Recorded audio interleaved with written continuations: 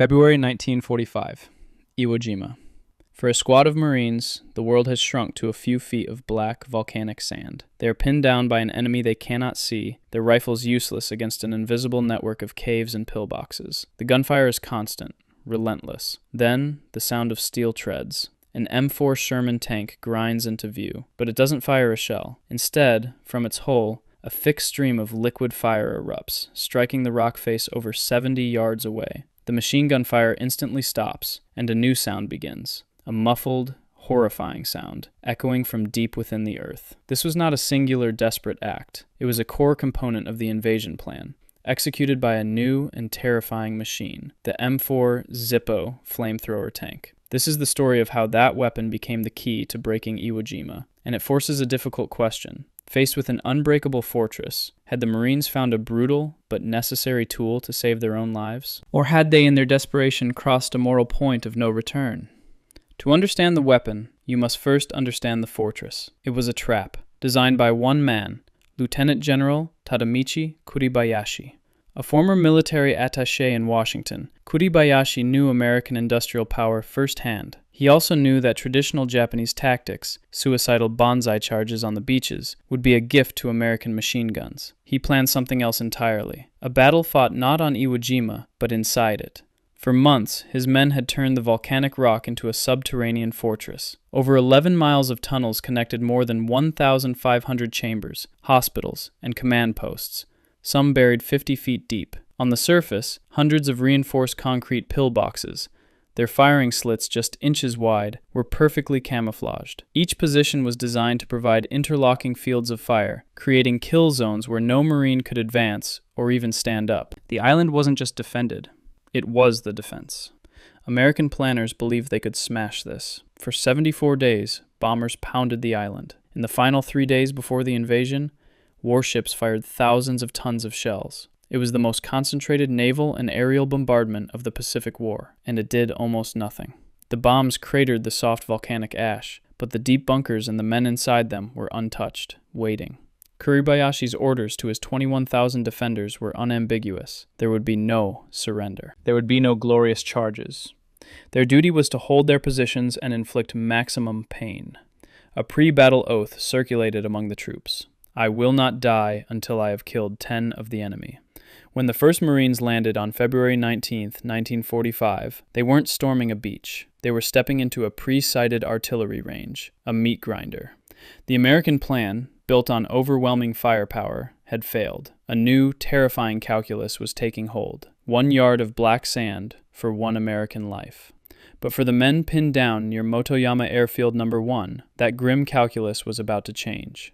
For over a day, a battalion of the 5th Marine Division had been bled white against a series of interlocking pillboxes. Mortars were useless. Direct fire from standard tanks couldn't penetrate the narrow firing slits. Then, on February 21st, a single M4A3R3 was called up. Its crew, guided by infantry, didn't charge. They executed a procedure. The tank advanced, its hull-mounted flamethrower aimed at the first bunker. A stream of liquid fire, over 70 yards long, hit the concrete face. The Japanese machine gun went silent. The tank then pivoted to the next position, and then the next. In minutes, a strong point that had stalled hundreds of men was broken. For the Marines in their foxholes, it was a terrifying, miraculous sight, a weapon that could finally attack the enemy inside the fortress itself. This initial success was no accident. It was the first field test of a brutal, methodical system developed on the fly. Marines began calling it the blowtorch and corkscrew. The tactic was a deadly 3-part harmony. First, the blowtorch, the M4 flame tank, would crawl forward using its 75mm cannon to suppress surrounding threats. Then, it would focus on the primary target bunker, bathing its firing slits and entrance in liquid fire. This not only eliminated the gunners inside, but also forced any hidden defenders nearby to keep their heads down. But the tank was slow, and its sides and rear were vulnerable. That's where the second part came in, the infantry. Their new job was to act as bodyguards for the machine, pouring rifle and machine gun fire into any trench or spider hole that could hide a Japanese soldier with a satchel charge. They were the tank's eyes and ears, a human shield for the steel beast. Finally, with the bunker silenced and the area secured, the corkscrew team moved in. Combat engineers carrying heavy demolition charges would run to the bunker's entrance. They'd place their explosives, light the fuse, and pull back. The resulting blast wouldn't just kill anyone left inside. It would collapse the entrance, permanently sealing the cave. One less ghost in the fortress. It was a systematic process of extermination, bunker by bunker. The heart of this system was the machine itself, the M4A3R3 Sherman. The modification was deceptively simple. The standard 75mm cannon remained, giving the tank a conventional punch. But the bow machine gun, normally operated by the co-driver, was removed. In its place, engineers installed the nozzle of a Navy Model 1 flamethrower. Its fuel was not simple gasoline. It was a thickened mixture of gasoline and napalm, a gel-like substance designed to stick to any surface, concrete, rock, or flesh, and burn relentlessly. A high-pressure system using compressed carbon dioxide could project this stream with surprising accuracy. Official reports state an effective range of 80 yards, though some crews claim they could hit targets over 100 yards away. The tank carried enough fuel for about 60 seconds of continuous fire, a terrifyingly finite resource that had to be used in short, controlled bursts. From the Japanese perspective, this weapon was an existential nightmare. Their entire strategy was built on the safety of their underground fortress. They had withstood the greatest naval bombardment in history. Now, a weapon had arrived that could reach into the earth itself, turning their impenetrable shelters into tombs. After-action reports and prisoner interrogations speak of absolute terror. The fire consumed all the oxygen in the confined tunnels, suffocating defenders hundreds of feet from the entrance.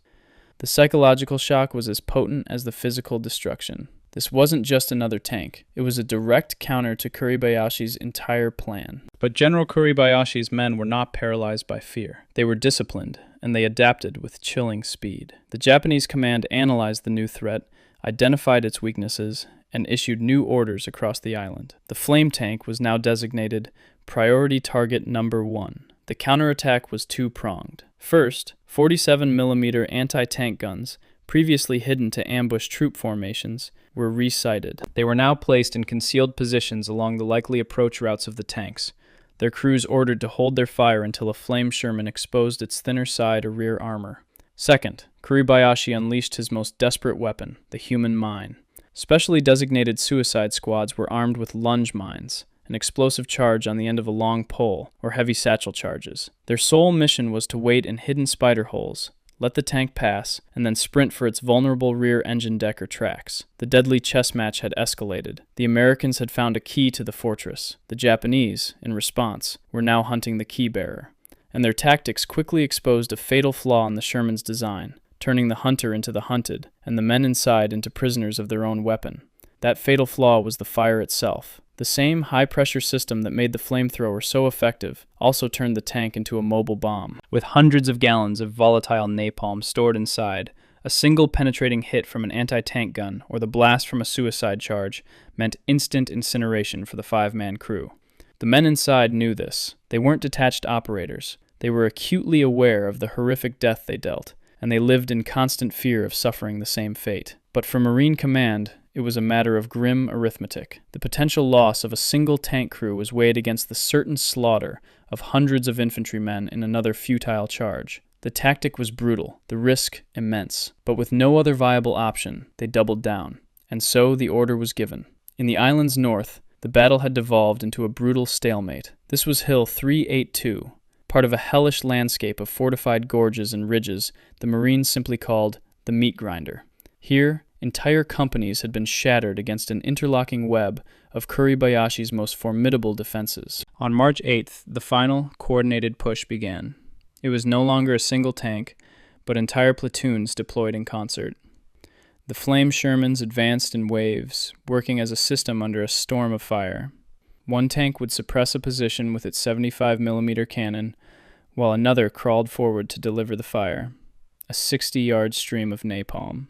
A moment of silence, then the next target. Behind them, infantry and engineers moved through the smoke, clearing, sealing, and dying. It was the blowtorch and corkscrew tactic executed on an industrial scale, a brutal, methodical disassembly of the fortress, one pillbox at a time. The meat grinder was being silenced, not by a single heroic act, but by a relentless, terrifying machine of war at the peak of its efficiency. We return now to that image from the very beginning. the single stream of fire against the rock face. It is no longer a simple, shocking act of violence. We see it now as the final link in a terrible chain of logic, the answer to Kuribayashi's fortress, the consequence of failed bombardment, the product of battlefield desperation. The flame tank was the key that unlocked Iwo Jima, and in doing so, it almost certainly saved thousands of American lives. But it was a key forged in a new kind of hell, a dark milestone in industrial warfare. This story is not about heroes or villains. It's about the cold, brutal calculus of war, where the only choice left is often between the horrific and the catastrophic. On Iwo Jima, the fire from the Shermans did more than just clear bunkers. It burned away the very idea of a noble fight, leaving behind only the cold, hard calculus of what it truly took to win.